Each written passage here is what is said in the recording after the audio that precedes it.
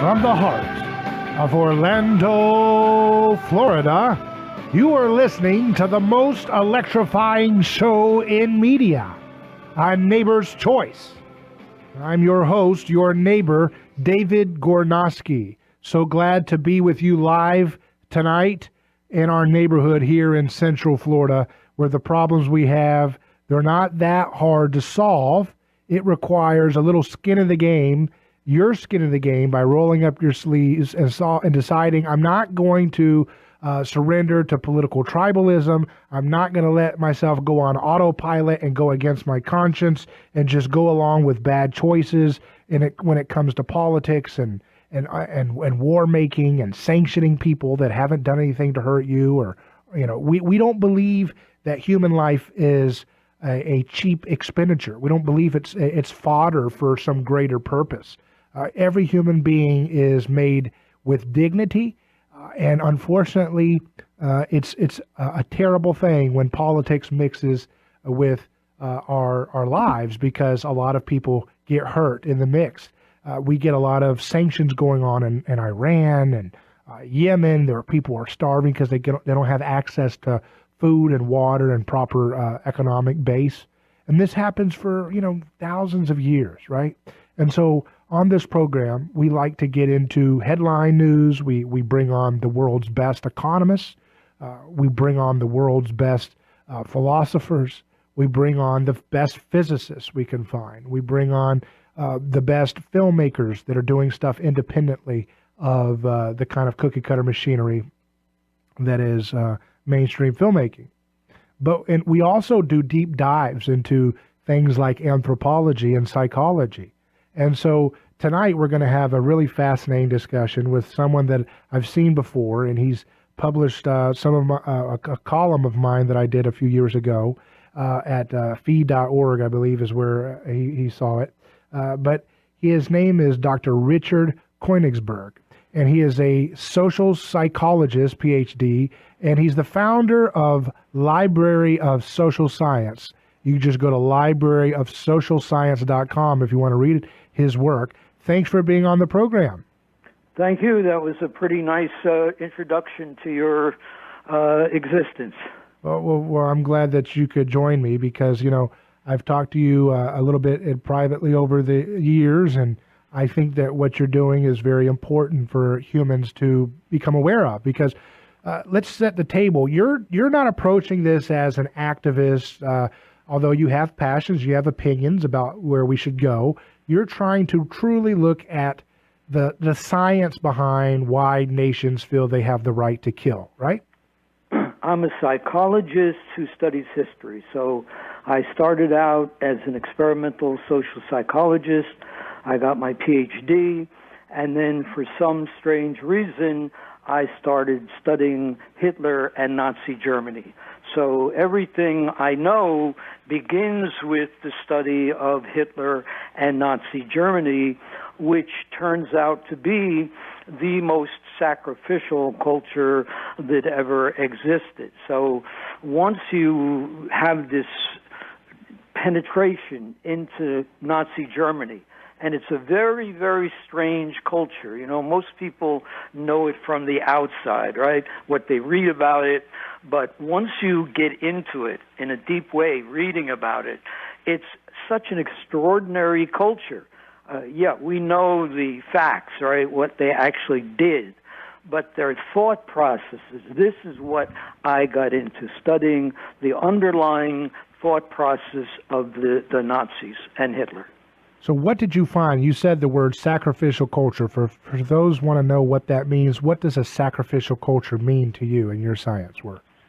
Well, as far as Hitler goes, the most important thing for him was the willingness to sacrifice your life for Germany. So people know Hitler as an aggressive warrior. That's what's presented in the documentaries.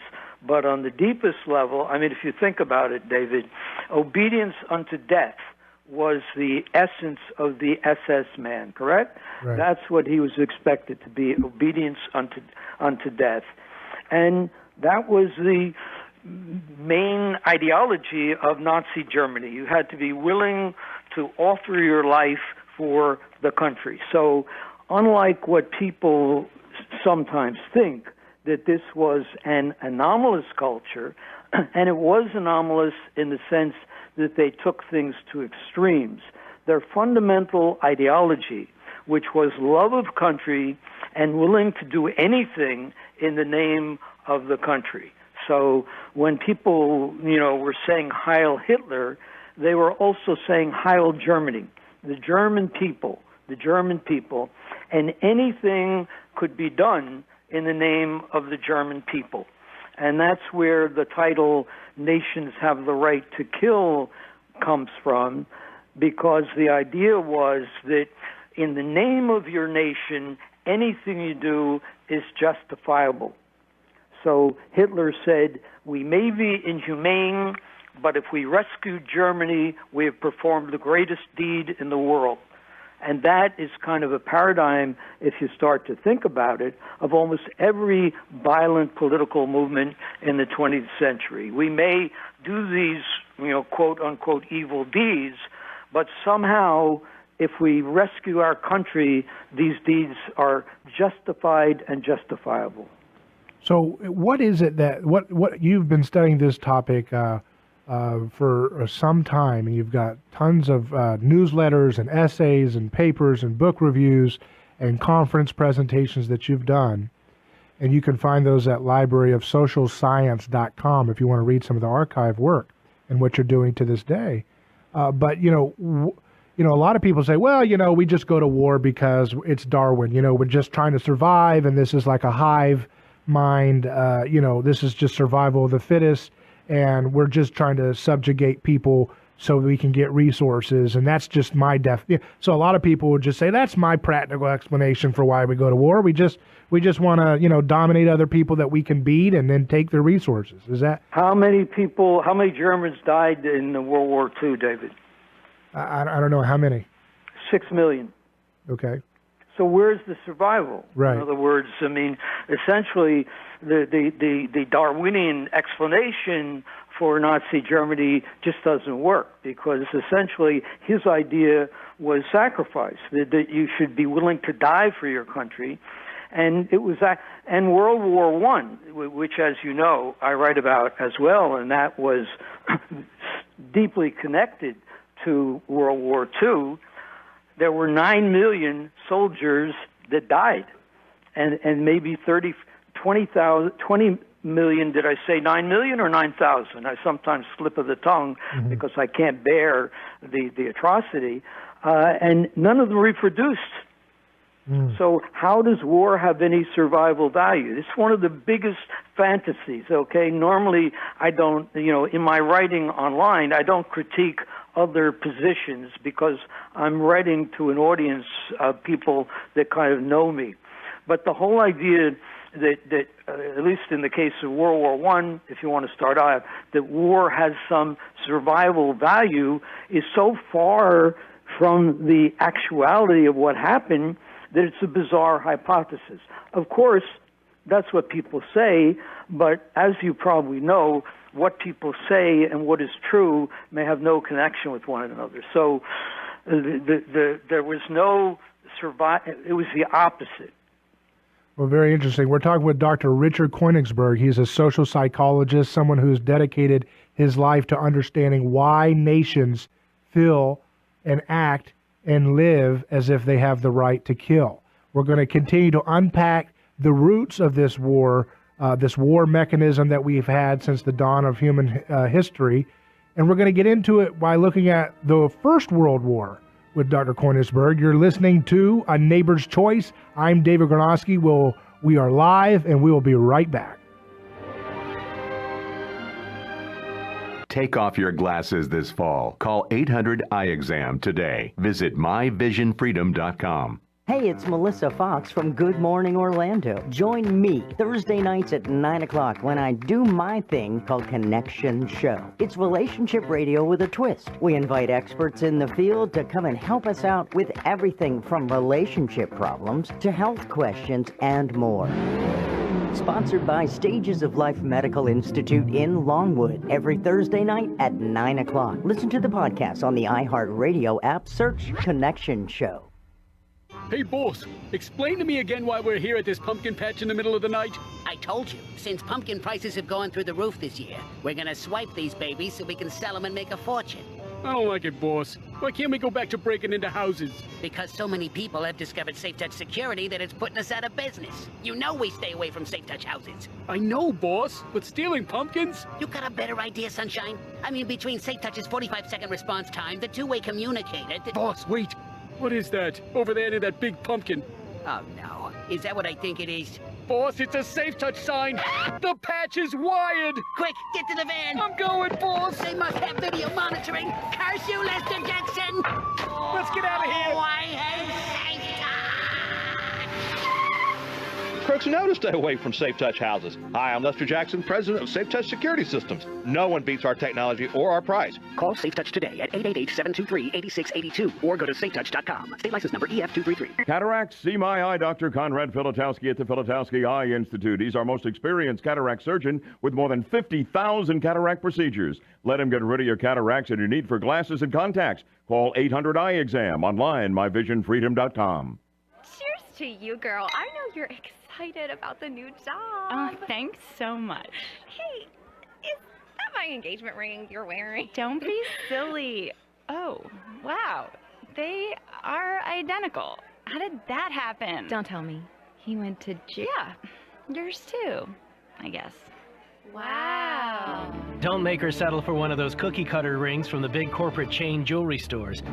At International Diamond Center, you can get her a stunning one-of-a-kind designer ring, one that's as unique as she is. IDC has over 4,000 handcrafted rings from world-class designers like Tacori, Verragio, Henry Dossi, and others. These are designers that you'll never see in one of those mega corporate stores, but we have them starting at under $1,000. So, ladies, don't settle for ordinary. For a ring that will be yours and yours alone, make sure he goes to International Diamond Center. International Diamond Center, with 4 convenient Orlando locations.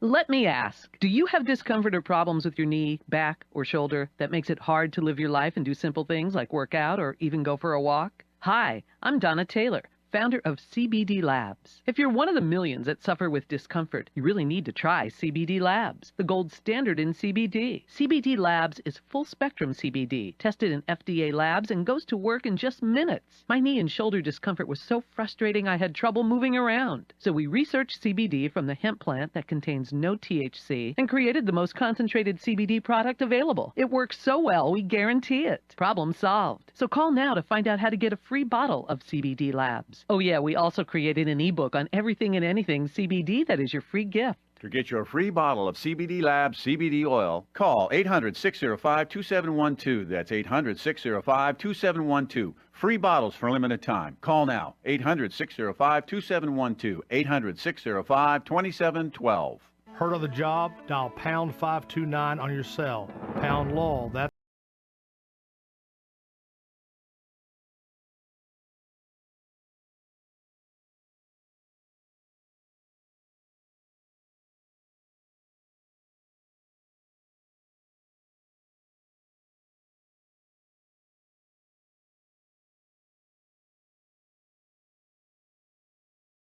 Dr. Richard Koenigsberg, a social psychologist, someone who spent his whole life trying to understand the origins of war as a psychological experience, as something that is based on sacrifice rather than just the standard explanations for what we do with war. I want to go to a caller first. We have Joseph from Orlando. He's got a question for us. How you doing? David, thank you for taking me on your show. Thank you. Oh, great. Yeah, what's your question? Well, Dr. Koenigsberg, Yes, sir. How are you, Joseph? Thank you, Dr. Koenigsberg. One of the things we're referring to, and backs up to an initial term of xenophobia. And Dr. Koenigsberg, you notice how in the days before post-World War I, Germany, information was limited to what the country would let into the country as far as print or radio media. Nowadays, we have like an influx, a flood of media. I think it's pretty much one-sided. Nowadays, we don't know what the situation really is in China because we don't understand their social position. And doctor, I'd like to ask your opinion. Is there going to be a de-evolution in information? Is our fear based upon fear itself? I mean, we only hear one side of the story, I believe, and that was the case in Nazi Germany in the beginning of the 1938 beginnings of Adolf Hitler. And I truly appreciate your answer off the air. Thank you. Well, thank you for your call. He raised about 17 different questions there. But I'd like to get back into the origins of World War I from an empirical standpoint to just show you how astonishing this was. So the facts are pretty well established, and I'm very conventional in the way I present the facts. The war started in 1914. It ended in August 1914, It ended in November 1918. And the basic the combatants were France and Great Britain on the one side and Germany on the other side. There were many other nations that participated, and so the fundamental strategy was that men would get out of their trenches, and you may have seen the Stanley Kubrick movie by any chance, David, Paths of Glory. Did you see that by any chance? Yeah, I remember it vaguely, years ago. Okay, so you remember the strategy. The men would basically get out of the trenches, they'd run over to the opposing line, and then they'd be massacred by machine gun fire and artillery shells. So when I first saw this, I was at the NYU library, and the stack for World War I, I'd already read all the books on the Holocaust. I moved over to the other side of the stacks, and I started reading about World War I, and I said, what is going on here? What is this? And so for years, I tried to figure out, there must have been some reason for this, some rationale. And in 20 years, I haven't come up with one. So essentially, I mean, here's a description of an attack. These are the German troops when the British attacked them. I saw our men get their machine guns into action, and the right side of the living bar frittered away, and then the whole line fell into the scorched grass. Another line followed. This is actually the British. The Germans attacking the British. The German soldiers were tall men and did not falter as they came forward. But it seemed to me they walked like men conscious of going to death. So in the first day of the Battle of the Somme, when the British attacked the Germans, there were 60,000 casualties, machine gunned down by the Germans who knew they were coming. Did the battle stop then? No. It went on for another year, the Battle of the Somme. 1 million killed. So what is going on here? So that's the beginning of my research. How are we to explain a strategy that didn't work and was not, for any normal person, you would say they weren't really trying to win, or some people say they underestimated the power of the machine gun. That's their explanation. That would account for about 1 week, David. So why did this go on and on and on and on with no result? And at the end of the war, the war ended. They say that Great Britain and France won, but that's only because the Germans ran out of men to be killed. So what's going on here? I mean, how would you understand that, just as if you were a layman? Well, I guess again, the layman's perspective is typically, from what you typically hear, is, well, these people who are in power, they know stuff we don't know. They have access to intelligence and secrets that we are not privy to. So we just need to have trust and faith that they have our good intentions in mind, and they're trying their best to protect us from people who would be brutal and destructive to our families and our neighborhoods. That's Is that a good layman's answer? Well, I mean, you know, I've read the accounts of the generals. So I'm kind of an expert on General Douglas Haig, the British general. And, you know, his thinking is no different than anybody else's. There's nothing subtle about his thinking. He just thought if he sent the men out to eventually they would have, you know about where they call it a breakthrough, right? They would break through the enemy's lines. So if they didn't do it on that first day of the Somme, that was because there wasn't enough artillery shells to protect the soldiers. So, you know, I'm not a statistician, but the number of artillery shells that were shot out during that battle of the Somme is so extraordinary. And so that, no, there's no secrets. I've read the journals and the thinking of the leaders, and you know, I would use a word politically, they didn't know what the hell they were doing. They were stupid. They were the stupidest of all, and most historians agree that they were stupid and they didn't use the proper strategy. And you know, when you finally get down to it, at the end of the war, the greatest historian of the First World War, he says basically nothing was accomplished. It was worthless. There was no change in even the, you know, they might have gained 1 mile and then they lose 1 mile. So after 4 years, it was pathetic. Nothing was gained. And most historians agree with that. So again, the question is what's going on? And that's what I tried to decipher. And gradually, I realized there was an underlying dynamic. And that was the willingness to sacrifice yourself for the country. So this was the same dynamic was operating in the leaders as was in the soldiers. Now, do you know who was one of the great leaders in the First World War for Great Britain? Who? Winnie the Pooh. Huh. Winston Churchill. Okay, yeah. Mm-hmm. And he planned the Battle of Gallipoli. And that was the battle where, you know, the soldiers were asked to run up.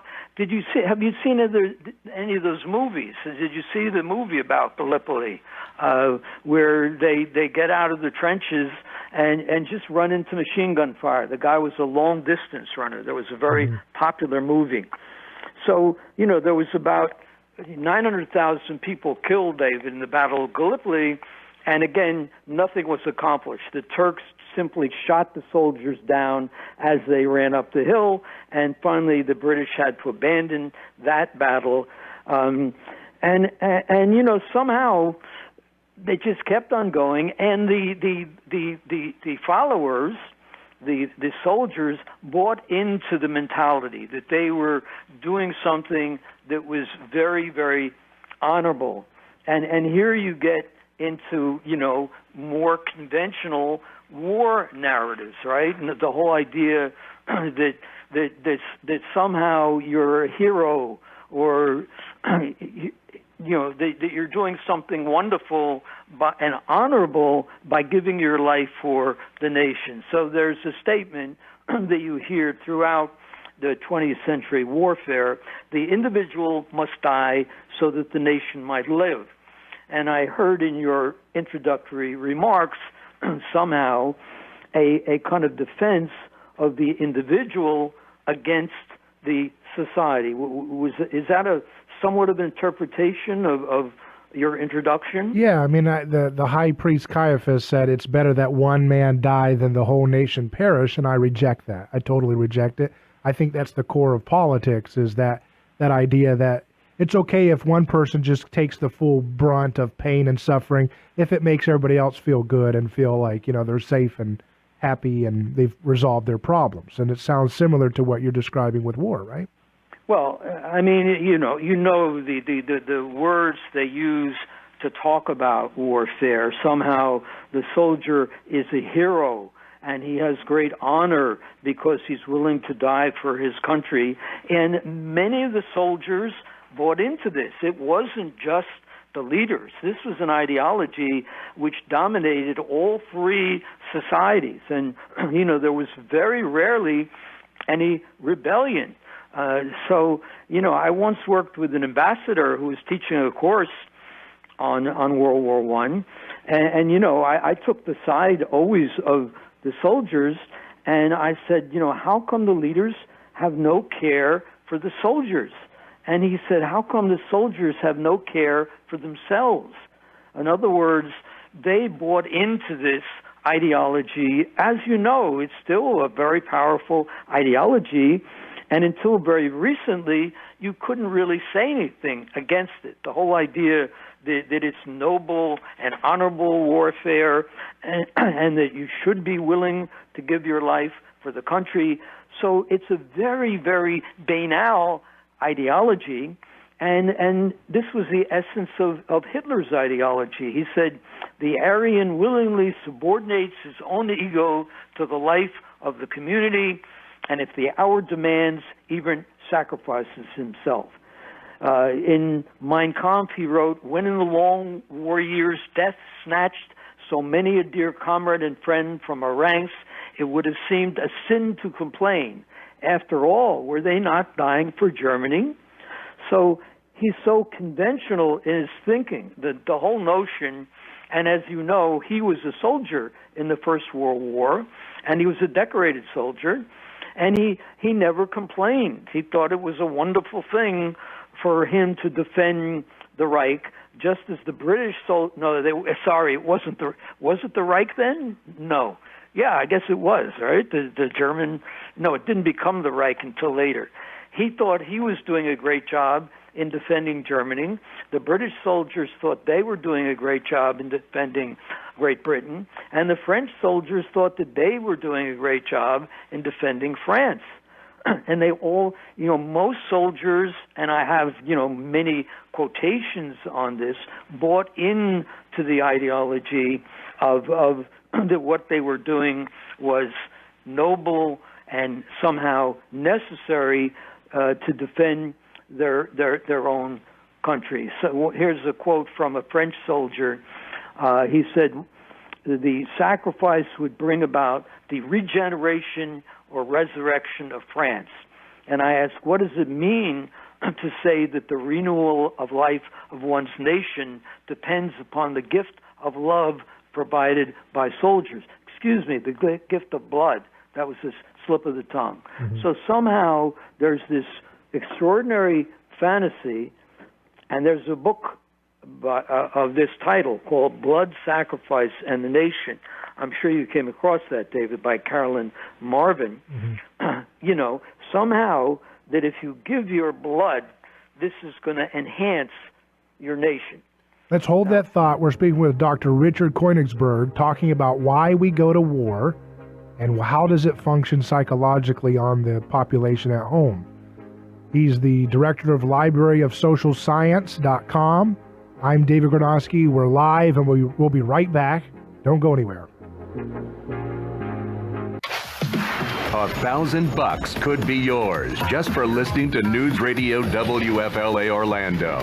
Simply listen weekdays from 6 a.m. through 9 p.m. every hour for the keyword to text, and you could win your share of over $600,000. This is the biggest cash giveaway in Orlando.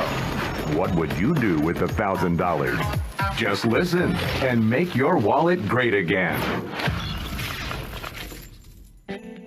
With cooler weather and the holidays on the way, can you think of a better time than right now to protect your greatest gifts? Family and home? Put the finishing touches on your holiday decorating with help from our friends at Mossy Oak Fence. There's never been a better time to act than right now with this incredible offer.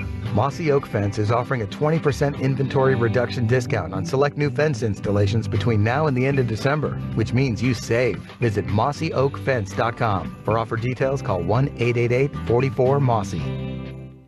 Let me ask, do you have discomfort or problems with your knee, back, or shoulder that makes it hard to live your life and do simple things like work out or even go for a walk? Hi, I'm Donna Taylor, founder of CBD Labs. If you're one of the millions that suffer with discomfort, you really need to try CBD Labs, the gold standard in CBD. CBD Labs is full-spectrum CBD, tested in FDA labs, and goes to work in just minutes. My knee and shoulder discomfort was so frustrating I had trouble moving around. So we researched CBD from the hemp plant that contains no THC and created the most concentrated CBD product available. It works so well, we guarantee it. Problem solved. So call now to find out how to get a free bottle of CBD Labs. Oh yeah, we also created an ebook on everything and anything CBD that is your free gift. To get your free bottle of CBD Labs CBD oil, call 800-605-2712. That's 800-605-2712. Free bottles for a limited time. Call now. 800-605-2712. 800-605-2712. Air Quality Assessors of Florida. Get your home inspected immediately after the storm. Indoor moisture mapping, engineering, roof inspection, and water and mold testing. They bill directly to insurance and no money out of your pocket. Air Quality Assessors. 1-844-CALL-AQA.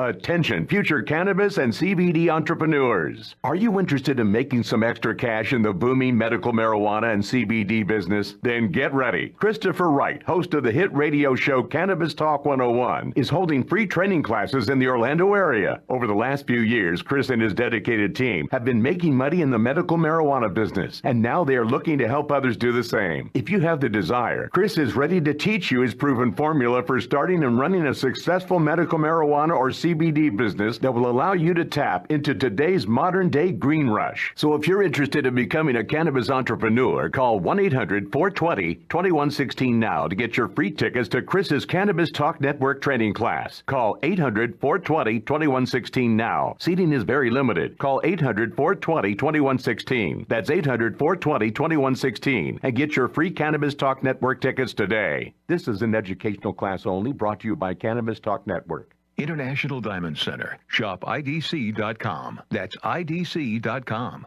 Get mega deals during the Northern Tool and Equipment Mega Sale. Save on thousands of items throughout the store with discounts of up to 60%. Save big on pressure washers, power tools, outdoor power equipment, material handling, shop tools, and more. Northern Tool and Equipment. Quality tools for serious work. Don't miss any UCF basketball action this season. Catch your Knights in Addition Arena as they host Miami, USF, Cincinnati, Memphis, and more. Visit UCFKnights.com to get your tickets today.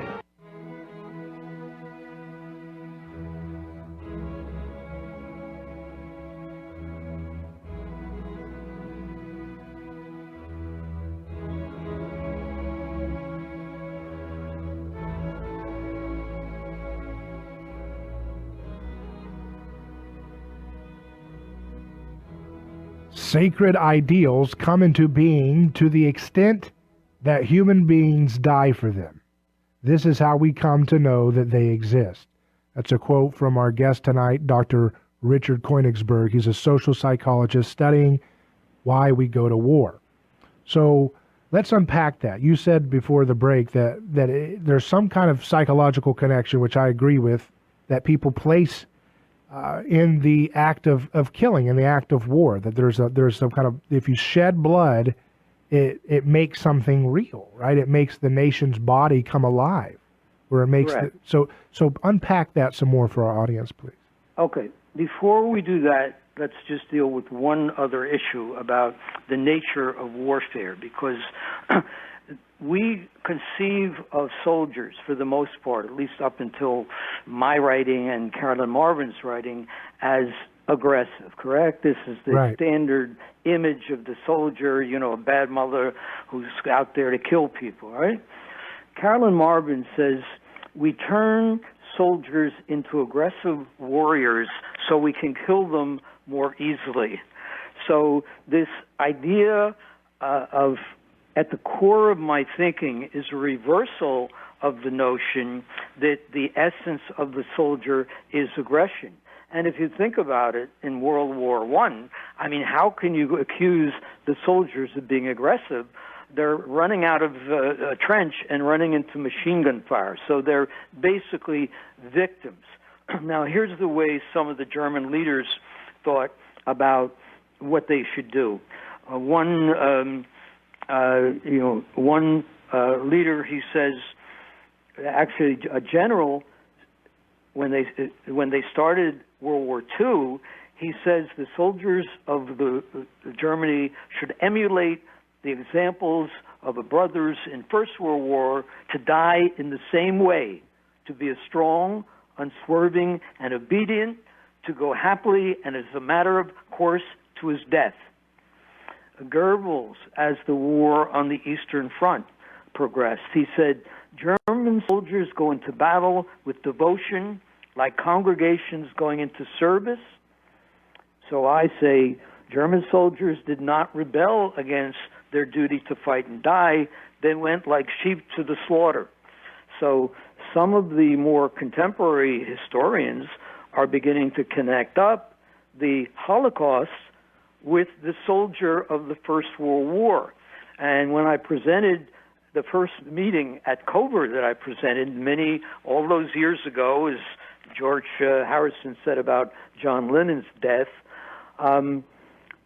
they were kind of terrified when I presented this point of view, that it wasn't male aggression, but it was just the opposite. And René Girard was in the front row, and, typical of cowardly academics, nobody was willing to ask a question of me or to even challenge me. They just kind of stood there like sheep to the slaughter. And he rose up and he said, yes, yes, yes. And then, given permission by the covert superego, everybody started talking. So this is one of the most difficult parts, to reverse. Here's what a general said. The generals are hip, okay, of what happens with the soldiers. General John Hackett said, you offer yourself to be slain. This is the essence of being a soldier. By becoming soldiers, men agree to die when we tell them to.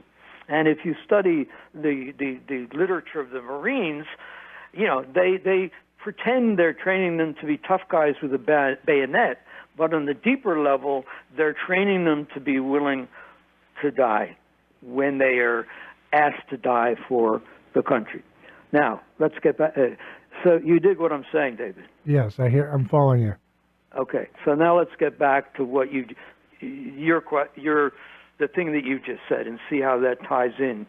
The question you asked before I started my whatever you want to call it, my diatribe. Well, just the connection between what is the purpose of needing to shed blood to bind people together? I mean, I have an idea, but I want other people to understand the psychological thinking behind this, right? Why do we need to shed our soldiers' blood to make our ideals real to us? Okay, so the thing that came to mind was when we were Cub Scouts, right? And we wanted to be blood brothers, right? Mm-hmm. So we would prick our fingers open and shed a little blood. This is a microcosm of warfare. Mm-hmm. So somehow you have to prove that you're really devoted. Let's go jump up briefly to suicide bombers. How do they prove they're devoted to Allah? Right. They've got to shed their blood. Yeah, they die for Allah. So the way that we prove that we love our country is by our willingness to die for it. And this is in every documentary that you'll want to see on World War II. I remember, as I gradually became sadder and sadder, I saw a movie about Iwo Jima, and the narrator was very, very hip. And he shows the poor soldiers lying in the water on the shore at Iwo Jima. And he said, these men died for freedom and democracy, but for these men there will be no freedom and democracy. Mm-hmm. So the idea is that you have to put your money where your mouth is, okay? Mm-hmm. The title of one of my essays is The Proof of the Pudding is in the Dying. How do you put your money where your mouth is? Well, you join the military, and then you show your willingness to run into machine gun fire. You look how much we love our country. Look how willing we are to go to the extreme extent. And if you're against this, and then you get into the whole area of pacifism, pacifists during World War I were viewed as traitors. Mm-hmm. Yeah. And that's what you see. You know, I remember my great-grandfather, I've told this story before, but he was in the 1920s living in Florida, and he was a person of German descent, and he had 2 of his children in the war at the time, but he had all kinds of amazing inventions and designs in his house. He had made a house called the Wonder House that was a marvel of its time and ingenuity and innovation. But one of the dazzling things he invented was a series of mirrors in the chimney that allowed him to create a dazzling spectrum of different rainbow colors in the living room so people could enjoy that. And there became a hysteria at one point because he was German and he was eccentric and he had all these patents and he had this big, foreboding, beautiful castle-like structure in the middle of more vanilla homes at the time. And they got whipped into a hysteria that he must be a German spy because he must be using those chimney mirrors to send signals to the German U-boats or spy planes off the coast of Florida. And FBI got involved, and he actually spent time in jail for a few days as they were interrogating him. And then they said, no, there's nothing here. And he said, why would I be colluding with the very people that my sons have went off to fight against? You know, it's insane and so disrespectful. But it created a hysteria because he had the ethnicity of the group that they were supposed to fight. So in some sense, you can see that war hysteria is almost like a body reacting to, oh, you have the ethnicity or you look close to the people we're trying to destroy. So you're a virus, you're a foreign invasion. We have to eliminate, quarantine you, destroy you in order to preserve the glory of the nation. So let's continue this with Dr. Richard Koenigsberg, the social psychologist, unpacking why we go to war. And it has everything to do with our need for blood sacrifice. Unfortunately, we haven't learned our lessons as fast as we should, but hopefully we will, and hopefully we can turn a page. I'm always optimistic and hopeful, but it's up to us to stop going to war and stop going off to fight people and 50 Kurds and all this stuff we're supposed to do every day. It's time to change our minds about this. We'll be right back live on A Neighbor's Choice. Hey, it's Melissa Fox from Good Morning Orlando. Join me Thursday nights at 9 o'clock when I do my thing called Connection Show. It's relationship radio with a twist. We invite experts in the field to come and help us out with everything from relationship problems to health questions and more. Sponsored by Stages of Life Medical Institute in Longwood. Every Thursday night at 9 o'clock. Listen to the podcast on the iHeartRadio app. Search Connection Show.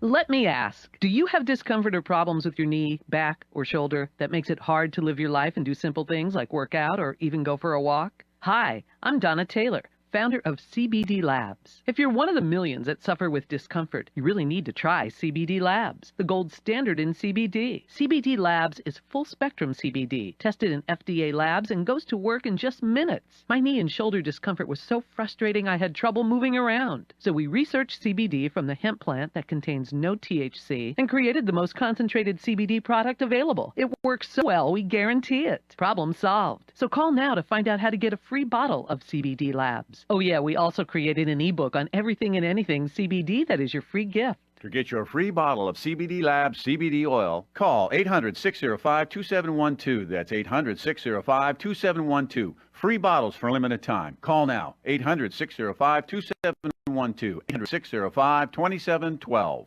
Welcome to Zip Poll USA, Foreign Aid Edition. For the latest opinions direct from the Zip app, here's Christina Staffo. Acting White House Chief of Staff Mick Mulvaney says President Trump has consistently opposed foreign aid and is against giving money to nations with a history of corruption. President Trump is not a big fan of foreign aid. Never has been, still isn't. Doesn't like spending money overseas, especially when it's poorly spent. The House is investigating the president's decision to place a hold on nearly $400 million in foreign aid from Ukraine. Do you believe it's because of Trump's fight against corruption? Most say yes, 58% according to Zip poll results. However, 42% say no, it's totally the Hunter Biden thing. And in 2017, the U.S. spent about $50 billion in foreign aid. Some countries need it to climb out of economic darkness, while others abuse the aid through corruption and mismanagement. One Zip poller asks, should U.S. foreign aid be a short-term short-term jumpstart for countries to achieve dynamic, lasting growth, or should it be a long-term commitment by the U.S., allowing country dependency? At 72%, the majority on the Zip app are voting short-term. Just look at South Korea. And Ukraine has been a hot button on this topic recently. Do you think foreign aid to Ukraine should be reduced? At about 80%, most Zip pollers say yes, it's time, and there are better ways to spend that money. Thanks, Christina. Download Zip Poll USA in your favorite app store today. Share your opinions and make sure your voice is heard. We'll have poll results every day on the trending topics taken directly from the Zip app. Paid for by Zip Poll USA.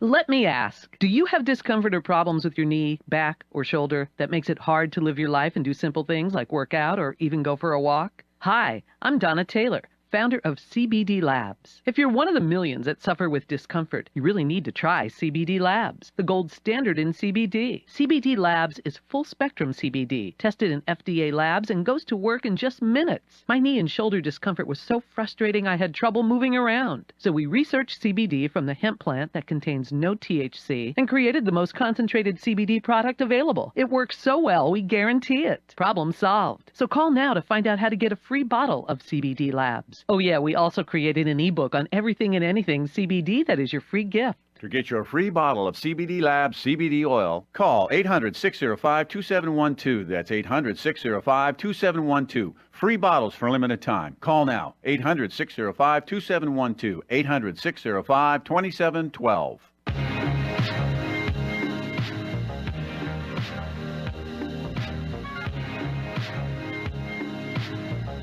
Hello, this is David Gornoski here. You're listening to A Neighbor's Choice Radio. We are live, and we are coming to you from Central Florida, 93.1 FM, 94.1 FM, 540 AM, and then worldwide online. We are joined by Dr. Richard Koenigsberg, who is a social psychologist, someone who's spent a long time studying the origins of war, and we share a lot of similar conclusions. It reminds me of the Incas when they were doing, or the Aztecs when they would do these human sacrificial rituals. Sometimes they would capture foreign, slaves from another. They would capture people from another tribe, but they had to get them kind of contaminated with the local community first. They had to give them the local cuisine, local orgies, local stuff, to get them representative of the community, and then offer them up as living sacrifices for the gods. The gods were stand-ins for what we now today call ideologies, and we have all kinds of ideologies that we use to justify our need to go to war. One of the things. Let's end with on a positive note, David. You talked about progress. Okay, so I also, once I was done with, not done, I'm never done with it, but somebody like you asked me to start applying my insights to the contemporary scene, as Murray Kay used to say, "What's happening now, baby?" Right. So I started, in the Vietnam War, there was looking at through the lens of war and sacrifice. In the Vietnam War, there was approximately 72,000 Americans killed. And then the Iraq War, there was only 6,500 or something killed. Now that is tremendous progress. So after the Vietnam War, people realized that soldiers were dying for their country because they brought the body bags back and they didn't like it. So in the 1990s, we developed, the Americans, and the leaders developed a philosophy of casualty aversion. And that was why the Bosnian War happened the way it did. The idea was that it wasn't worth one death, if you remember. They bombed, but they wouldn't die. So after bin Laden sacrificed his life and his compatriots at the World Trade Center, we then had to get back into it, what I call a sacrificial competition. So I analyzed the speeches of Rumsfeld, or whatever his name was, they still put the guy on TV, and he had to convince Americans to be willing to sacrifice again. He used to go on TV and say sometimes sacrifices are willing, and then we got into a kind of a sacrificial competition where bin Laden said, "We are willing to die," if you remember, "and you Americans are not." And Bush said, Mother, we are willing to die too. Mm-hmm. Mm-hmm. But still, the quantity of, and now I don't even know what's happened to this sacrificial ideology. It certainly is not what it used to be. You rarely hear people talking about it in public. Obviously, there's other themes right now. But yes, I do think the idea of dying for your country as an ideology has faded. Look at Germany. So what would happen if? So what would, I mean, I know this is kind of a weird left field way, but what would happen if the wars eventually become completely robot driven? It's robots battling robots in a field. Will anybody want to do that? I don't know. You know what I'm saying? I mean, if it becomes completely droids. If I'm right in my theory, the whole purpose of war, and again, this is a very paradoxical point of view, and I'm not asking you or your listeners to embrace this point of view, but if the essence of war is the human willingness to die, then what happens if this willingness fades? Then, you have to, you get other ways, other forms of nationalism, what you call xenophobe. You have other ways of supporting the omnipotence of the country, the belief that the country is the all-powerful thing that everybody should worship.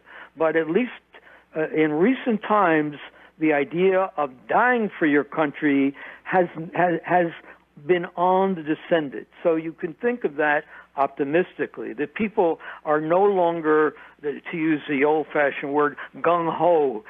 There are still people who are, as you well know, David, but not the preponderance of people. It's not like this great glorification of. I'm not saying it. It may happen tomorrow but it doesn't look that way, does it? That we are willing to sacrifice young men the way we did in World War II or even the Civil War, where there are hundreds of thousands of deaths, 72,000 deaths in Vietnam, 6,000. It's a downward slope as far as the willingness to sacrifice.